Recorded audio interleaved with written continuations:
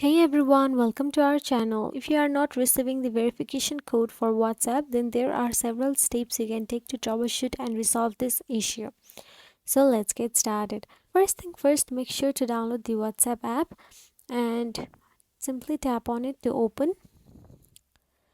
After you open it, you'll be prompted to enter your phone number. Double check that you have entered the correct phone number associated with your WhatsApp account. It might be that if you have entered the wrong number, you won't receive the verification code.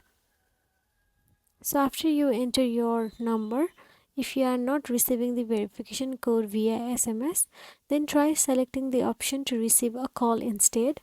WhatsApp will call your phone number and provide the verification code through an automated voice message. If you have tried all this but none of this worked, then simply go to the WhatsApp support from any web browser. So they may be able to provide further guidance or help you troubleshoot the issue. All you have to do is enter your email address and list down your problem in the box and continue with the process. They will get back to you as soon as possible. So by following these steps, you should be able to resolve the issue of not receiving the verification code for WhatsApp.